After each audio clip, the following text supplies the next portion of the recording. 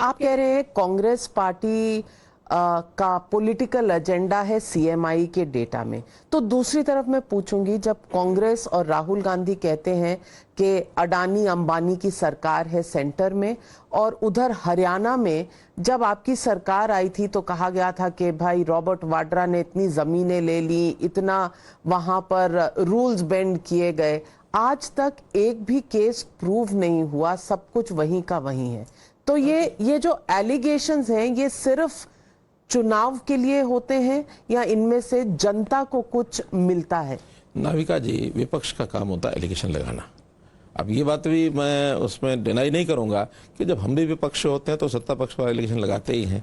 तो यानी रॉबर्ट वाड्रा पे जो थे वो सिर्फ एलिगेशंस थे? नहीं, एलिगेशन नहीं, उसमें एक सच्चाई जो है, लेकिन वो चूंकि कोर्ट में भी केस चल रहा है इसलिए सब जुडिस केस के ऊपर किसी प्रकार का कमेंट करना ठीक नहीं है।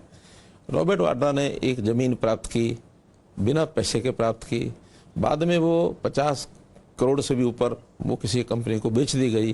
कहा यह जाता है कि उन्होंने खरीदा तब भी पैसा नहीं दिया, और जो बाद में बेच करके उसका पैसा पूरा प्राप्त करके वो भी अपना उपयोग कर लिया। लेकिन चूंकि वो एक एलिगेशन लगाया था, हमने लगाया था, बाद में कोर्ट में गया, केस सीबीआई में भी गया, अभी वो केस कोर्ट में चल रहा है, मुझे नहीं लगता वो किस तरफ हो जाएगा। तो ऐसे केसेस कई बार लंबे जब चलते हैं तो एजेंसी जो जिस प्रकार का उसमें से निर्णय करेंगी वैसे हम उसमें से आगे बढ़ेंगे। आखिर कोर्ट्स फैसले करते भी हैं। अभी ये जो आपका अखबार नेशनल हेराल्ड वाला, क्या एजीएल, एसोसिएटेड जर्नलिस्ट, अब उसका केस सीबीआई ने तो उनके खिलाफ लगभग फाइनल होने वाला था भूपेंद्र सिंह हुड्डा पर। भूपेंद्र सिंह हुड्डा सीबीआई के विषय को लेकर के हाईकोर्ट चले गए, और हाईकोर्ट में आज तक उन्होंने निर्णय नहीं दिया कि भी इस केस को सीबीआई को देखने का अधिकार है कि नहीं है। अब एजेंसीज के ऊपर भी क्वेश्चन मार्क कर देंगे जब फंसने लगेंगे, तो कभी तो ये सीबीआई के खिलाफ चले जाते हैं, कभी सीबीआई की डिमांड कर लेते हैं, तो इनको जैसा सूट करता वैसा ही करते हैं। हम कम से कम ऐसा कभी नहीं करते। हमारे यहाँ तो अगर किसी के खिलाफ कोई कार्रवाई करनी होती है, चाहे हमारा अपना आदमी भी है, मैं बाहर के नहीं जानता, मैं हरियाणा के जानता हूँ, हरियाणा में तो हमने अपने आदमियों को भी कभी बख्शा नहीं है। किसी की शिकायत मिल गई उसी समय बाहर किया है, दूर हट जाओ भाई। हम तो चाहे इनके समय के केसेस थे, चाहे हमारे अपने समय के केसेस हैं, शिकायत मिल जाए कुरेद कर निकालते हैं। जीरो टॉलरेंस फॉर करप्शन, ये हमारा पहले भी सिद्धांत था, आज भी सिद्धांत है, आगे भी रहेगा। और हमने तो विजिलेंस, अपना डिपार्टमेंट, उसको विजिलेंस का नाम बदल करके जो विजिलेंस ब्यूरो है उसका नाम एंटी करप्शन ब्यूरो कर दिया, ताकि विजिलेंस और करप्शन, एंटी करप्शन के बीच में लोगों को समझ में आ जाए। विजिलेंस समथिंग डिफरेंट उसका जॉब है, लेकिन एंटी करप्शन ब्यूरो से वो करप्शन के सारे केसेस पकड़ते हैं। पहले एक ही हमारा विंग होता था स्टेट लेवल पर, हमने इसके 6 विंग और डिविजनल लेवल पर भी कर दिए कि डिविजनल एंटी करप्शन ब्यूरो, इसके 6 से और कर दिए, ताकि नीचे के जो छोटे छोटे जो लेवल पर बहुत होता है भ्रष्टाचार, मैं भ्रष्टाचार खत्म हो गया ऐसा मेरा कोई क्लेम नहीं है, लेकिन भ्रष्टाचार जहाँ होता है पता लगता है उसको पकड़ना, और पकड़ के उसमें से कोई उसका निदान हो, दोषी को सजा मिले, ये हमारा हमेशा मोटिव रहा है।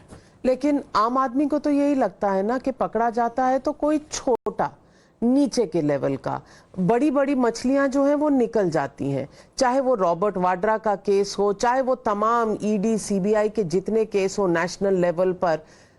8 साल की आपकी सरकार, 9 साल की, लगभग 9 साल की सरकार सेंटर में मोदी सरकार रह चुकी है। कितने अब तक लोग जिन पर करप्शन के चार्ज थे वो जेल गए? और दूसरी बात ये कि पिसने वाला होता है आम आदमी, चाहे वो महंगाई हो, चाहे वो टैक्स हो, चाहे वो बेरोजगारी हो, उसके जीवन में संघर्ष लिखा हुआ है। अभी हाल ही के दिनों में हमने स्टॉक मार्केट में जो उतार चढ़ाव देखे हैं उस पर भी विपक्ष ने एलिगेशन लगाया है कि ये अडानी स्टॉक्स को लेकर जो भी हो रहा है, क्योंकि ये सरकार के पक्ष के लोग हैं, इसीलिए इन पर कोई इंक्वायरी नहीं। देखिए, ये जितने बड़े बिग हाउसेस हैं, बिग हाउसेस के अपने काम करने के तरीके हैं। गलत करेगा तो उसके खिलाफ कार्रवाई हो ही जाएगी, गलत नहीं करेगा तो अल्टीमेटली वो छूटेगा। लेकिन ये काम इतने आसान नहीं है कोई एक आदमी आरोप लगाया, दूसरा सरकार का कोई आदमी उसके खिलाफ कार्रवाई कर जाए। इसके लिए एजेंसीज हैं। एजेंसीज जब तक उसका कोई निर्णय नहीं करेंगी, कोर्ट्स उसका निर्णय नहीं करेंगे, तब तक ये विषय पॉलिटिकल तौर पर इसका सोल्यूशन कभी ना हुआ है ना संभव है। पॉलिटिकल तौर पर हम अवेयरनेस तो पैदा कर सकते हैं, किसी की अगर कोई गलती हमको पता लगती है उसकी शिकायत तो हम कर सकते हैं, लेकिन शिकायत करने के बाद अल्टीमेटली सभी एजेंसीज और सभी कोर्ट्स ये उनका काम ही ये है, उस अंदर जाएंगे और उसमें जो भी कल्प्रिट होगा उसका दोषी पकड़ा जाएगा, वो अपने आप सलाखों के पीछे हो जाएगा। खट्टर साहब, आपके पास 15 पोर्टफोलियो है फाइनेंस लेकर और आपका बजट हरियाणा का आने वाला है। मैं पूछना चाहती हूँ, विपक्ष का एक और बड़ा आरोप है कि स्टेट का जो डेट है यानी कि ऋण जो है स्टेट के ऊपर वो 3 गुना बढ़ गया है जब से आपकी सरकार आई है।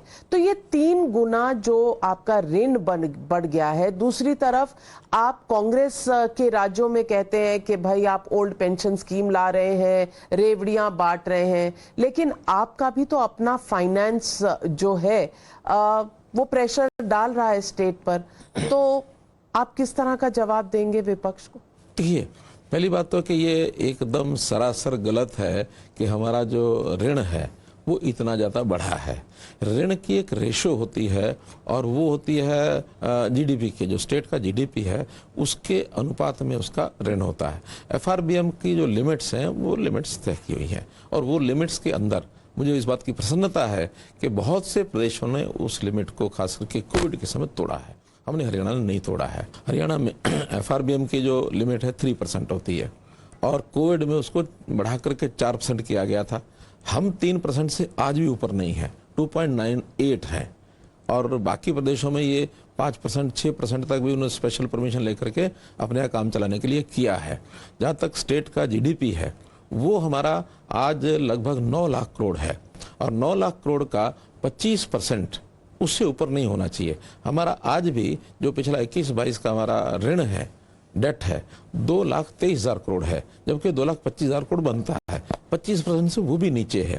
अब ये बात कोई नहीं बोलेगा कि जब हुड्डा सरकार छोड़ के गए थे उस समय वो जीडीपी 4,23,000 करोड़ था, अब वो 9 लाख करोड़ हो गया। अगर 4,23,000 करोड़ के नाते से उनको परमिशन थी तो वो 1,06,000 करोड़ रुपया ही ले सकते थे, इससे ज़्यादा वो ले नहीं सकते थे। हमें चूँकि वो हमें एक कुशन मिला है कि हमारी जीडीपी बढ़ी है तो हम उसका लोन ले सकते हैं। जितनी लोन की परमिशन है उतना स्टेट सब लेती हैं, लेना ही चाहिए। उससे नीचे रहेंगे तो लोग आलोचना यही लोग करेंगे कि आप लोग विकास नहीं कर रहे।